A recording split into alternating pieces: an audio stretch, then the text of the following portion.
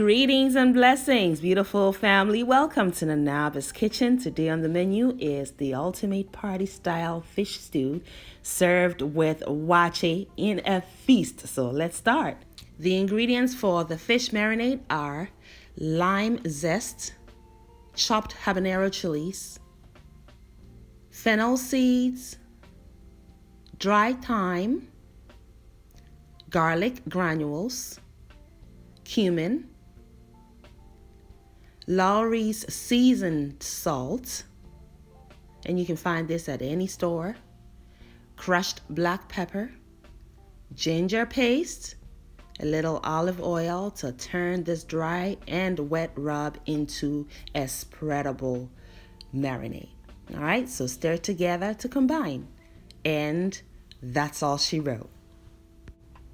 Now, this is the kind of marinade I like to reference as a potent kind. That cumin in there is going to ensure that our fish has the characteristics of meat. Now, I want that for this recipe because we are serving it with waakye, and waakye is typically served with waakye stew, which is super meaty because it has all kinds of red meats in there. So in order to mimic those flavors, I have two kinds of fish. What you're looking at right now is halibut. Halibut is a flat kind of fish with a dark side and a lighter side. So that's what you just saw. And the other side has white bass. Now let's talk a little bit about halibut. Halibut has tenacity. It behaves like meat because it will not fall apart. So what a perfect fish for this recipe, right? All right, so the marinade has gone on, rubbing it all in. We're gonna set it aside for 1 hour, friends. Yes, the longer you marinate, the better. So if you can do it overnight, I say kudos to you. Go for it.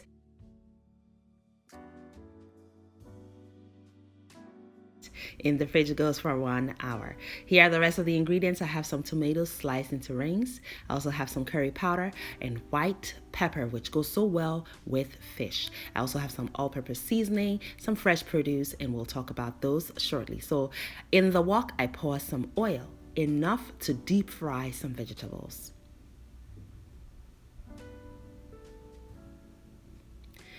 So here are some onions, also cut into rings.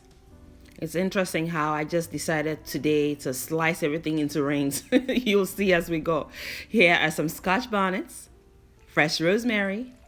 I told you, some red bell peppers also sliced into rings.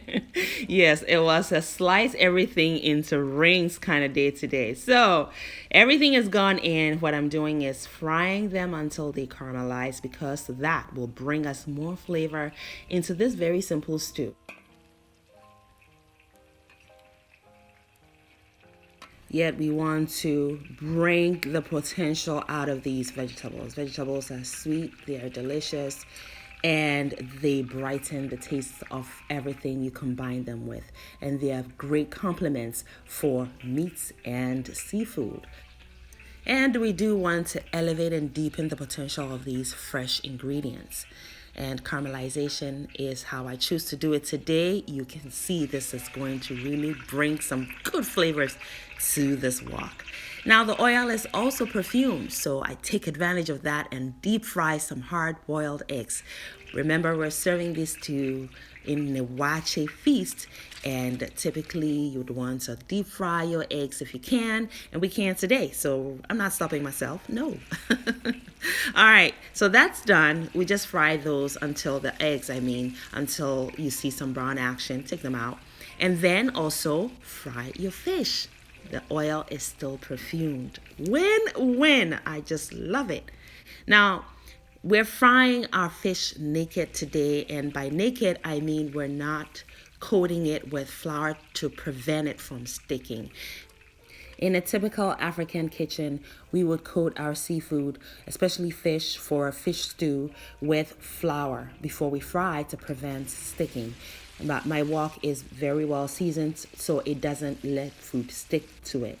If you don't have a wok like that, just coat yours with a sprinkle of flour, not too much, and you'll be good to go. And that will also mean that your fish will, in the end, absorb more of the stew when you're done cooking it, all right?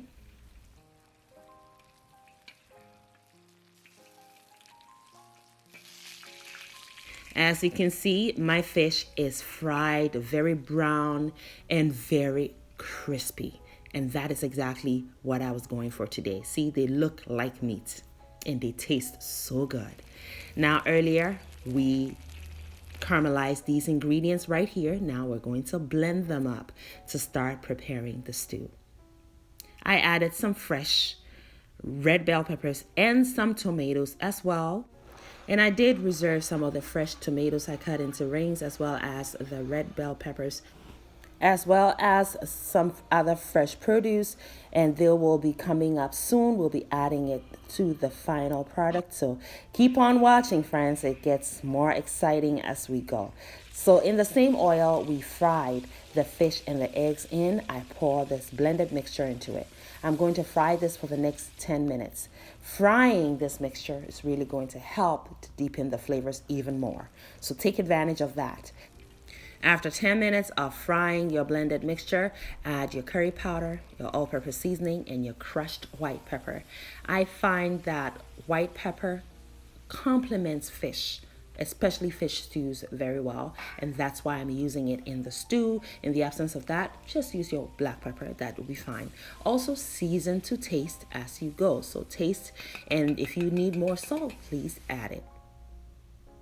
I also add 1 bay leaf at this point, and we've been frying for 15 minutes.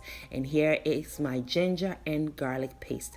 I like to add that later stages of the cooking just because I feel it brightens the flavors more toward the conclusion of this stew preparation. Another thing that I know that ginger and garlic will do when they're in their fresh state, so fresh produce such as these, it will allow their flavors to stand out. Season these also with some salt because they deserve to be seasoned. Why not?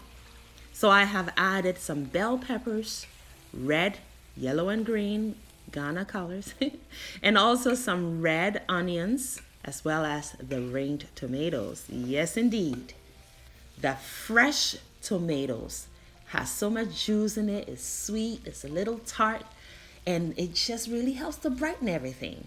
I love it in here like this. Add your fried eggs and your fried fish. Stir it all in so the heat is cranked up at this time. I'm doing more like a stir fry because I want these vegetables to remain crunchy.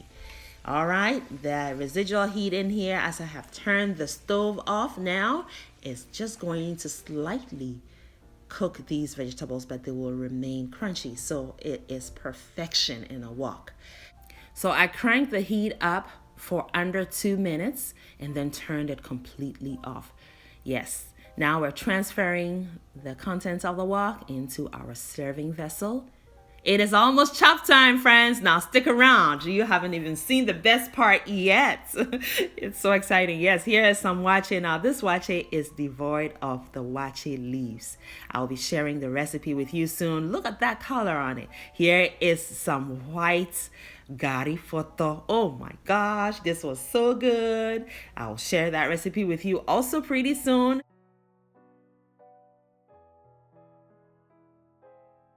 This talia right here, this is rice vermicelli. I left it white today, but it's flavor loaded, okay, including the garifotto. Now this here is some fried plantain, kili style. Why not? We're serving it with waakye, so why not? And here is some shito to go with the waakye theme. Friends and family, we served this past Sunday, and it was a great day in Nanabe's kitchen. It was a great day in my household. Everybody, including my husband, was able to indulge because the waakye stew did not have meat. Now, here is some waakye leaves. This right here is the best part. The waakye packaging leaves. I tell you what, when you serve your hot waakye or your hot rice dishes in here, oh, the flavor it imparts into it is beyond heavenly. Whoa! Do you hear the passion in my voice? I ate till I dropped. Literally. with this piece right here. Yes, so dish everything onto it and then wrap it and let it sit for like 2 minutes and then dig in, chop time style. My friends and family, I thank you all so much for watching. I hope you learned a thing or two today with this special recipe, and I hope that you're inspired to try it. Yes, Amina Mami has served you some waakye with the best fish stew ever and all the condiments and accompaniments that go with it. How can you say no? You say thank you and you walk away into some corner somewhere where nobody is watching you and you dig in like the king or queen you are. Perfection, friends. Make it a great day and have fun, especially in that kitchen. Thank you, beautiful person, for watching the video all the way to the end. Kindly leave me a comment and subscribe down below, and don't forget to share the video as well. Also, watch more videos.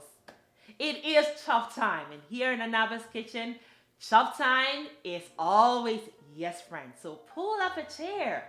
We are all friends and family here.